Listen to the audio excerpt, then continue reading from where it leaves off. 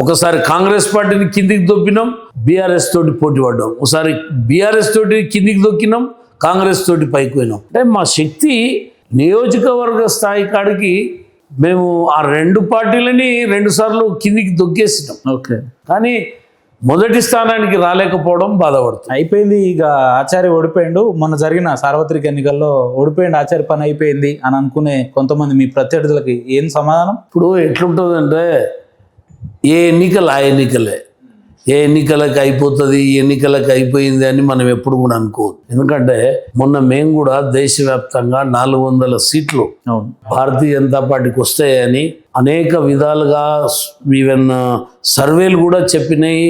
మా లోపల ఒక దృఢమైన విశ్వాసం 400 పార్ అన్నారు అనుకున్నాం. కానీ మాకు వచ్చినాయి 240. ఎవరు ఊహించలే.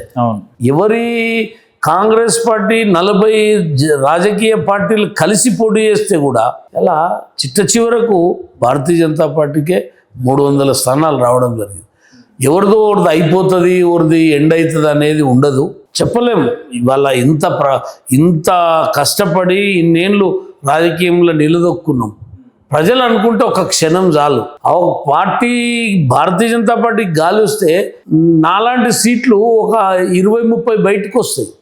ఇప్పుడు వచ్చిన 8 సీట్లు కాదు, ఇంకో 30 సీట్లు గెలుస్తాం. ఓకే, మాకు పార్టీ వేవ్ రాకపోవడం వల్లనే మాలాంటివి ఓ 20-30 సీట్లు. అంటే లోపం ఎక్కడుందంటారు? మీలాంటి సీనియర్ నాయకులు అనేక దశాబ్దాలుగా పార్టీ కోసం పనిచేస్తున్నారు. ఇప్పుడున్న పార్టీ పరిస్థితులను చూస్తే మీకు ఏమనిపిస్తుంటుంది? కుల్లంగా మాట్లాడితే బాగుంటుంది, ఎందుకంటే ఎవరో ఏదో అనుకుంటారు. ఎవరు ఏమనుకున్నా ఏదేమైనా మా ఆకాంక్ష భారతీయ జనతా పార్టీ తెలంగాణలో రావాలి. ఆ దాని కొరకే మేము ప్రయత్నాలు చేయాలి. మేము కూడా 40 ఏళ్ళుగా ఈ పార్టీని నమ్ముకొని ఈ పార్టీలో పనిచేస్తున్నాము. అనేక బాధ్యతలు అంటే బూత్ స్థాయికి వెళ్ళి, గ్రామీణ అధ్యక్షునికి వెళ్ళి, రాష్ట్ర ప్రధాన కార్యదర్శిగా నేను 4 పర్యాలు చేశాను. పార్టీల అనేక పోస్టులలో అనేక కార్యక్రమాలలో మేము ఉన్నాం. కానీ ఈ రాష్ట్రంలో అధికారంలోకి రావాలనుకున్నప్పుడు చాలా కష్టపడాల్సిన అవసరం ఉంది.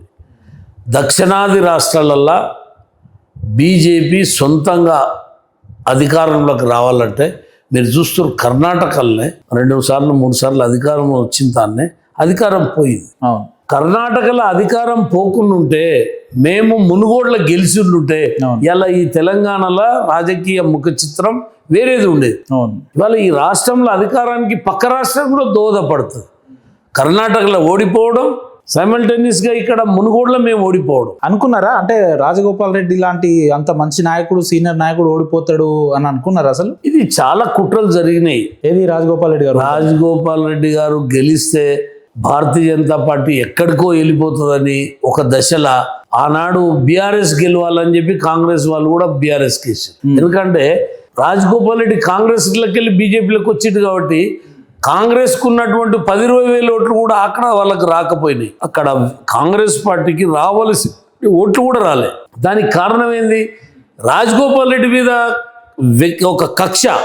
బీజేపీ పోయింది కాబట్టి మేము ఓడగొట్టాలని కొంతమంది బీఆర్ఎస్ కోటేశారు. అసలు కని విని ఎరగని విధంగా బీఆర్ఎస్ ఎలక్షన్ పోల్ మేనేజ్మెంట్ చేసింది. అంటే ఒక బూత్కు ఒక ఎమ్మెల్యేని పెట్టింది, ఓ రెండు బూత్లకు ఒక ఎమ్మెల్యే.